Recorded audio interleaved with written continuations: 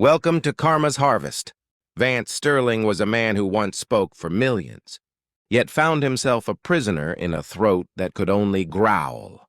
He thought his debt was paid in the cold isolation of his lab, but the harvest of a life built on lies is never truly finished until the last shadow is cast. What happens when the person who delivered your justice becomes the very monster you once were? This is the final chapter of a king who became a beast, and a mother who became a god.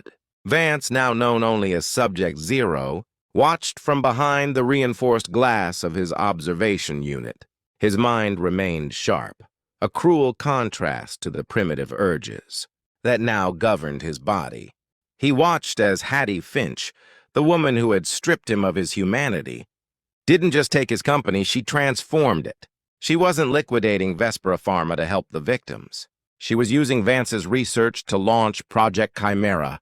Hattie had realized that the side effect that silenced Vance, the total dominance of the primitive brainstem, could be marketed to the military and the elite as a way to unlock the apex predator within. She was about to sell the world a version of the drug that would turn humanity into a silent, obedient army of monsters, all while she held the only leash. Kaelen Voss, the assistant who had helped Hattie for the sake of his brother, Silas, finally saw the truth. He had traded one tyrant for a much more calculated one. One evening, Kaelen entered the observation ward, looking into Vance's golden, inhuman eyes. He realized that the only person who understood the chemical volatile nature of Project Chimera was the beast shivering on the floor. In a moment of desperate clarity, Kaelen hooked a neural link interface to Vance's brain, a prototype device Vance had once rejected as too expensive. For the first time in months, Vance's thoughts appeared on a screen. He didn't ask for freedom. He didn't ask for food. He typed 3 words, "It's going critical." The small twist arrived as Hattie prepared for the global launch. She believed she had perfected the formula by testing it on Vance, but she had failed to account for the biological rebound Vance was currently experiencing. His body wasn't just regressing, it was mutating. The drug was an infection of the soul, and it was reaching its terminal phase. Vance managed to bypass the lab's security protocols through the neural link, not to escape, but to overload the ventilation system. He knew that if Hattie's new Apex serum was released, the world would mirror his own personal hell. He chose to be the one to burn it all down. The big twist, the final harvest, occurred during Hattie's grand keynote speech to the world's most powerful leaders. She had brought a vial of the Apex serum to the stage, intending to inject a volunteer to show its energizing effects. But as she spoke, the vents began to hiss. Vance had released the raw, unrefined vapors of the original Animus-V throughout the building. The chaos was silent and terrifying.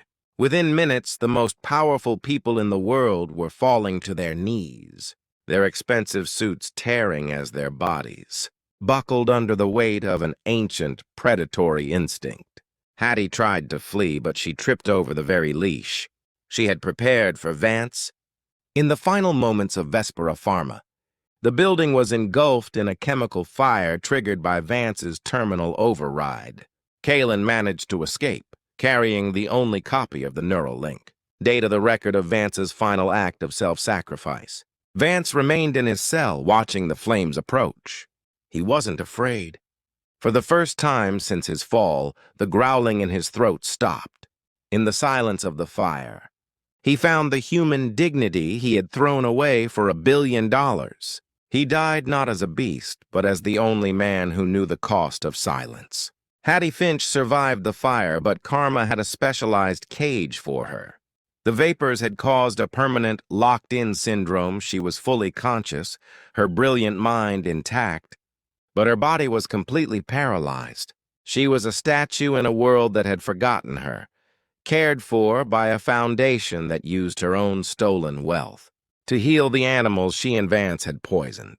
She would spend the next 40 years screaming inside her own head, with no one to hear her. The seeds of greed had finally grown into a forest of thorns, and no one was left to harvest the fruit. The story of the beast and the mother ends here. But the lessons of karma's harvest are eternal. If this journey taught you that the price of power is often your own voice, please subscribe and share this story. Your support helps us continue to bring these dark truths to light. Don't forget to hit the notification bell so you don't miss our next series, where we explore the fall of a social media influencer who sold a perfect life built on a foundation of stolen identities. What would you sacrifice for a second chance to do the right thing? Let us know in the comments. This has been Karma's Harvest. Sleep well if you can.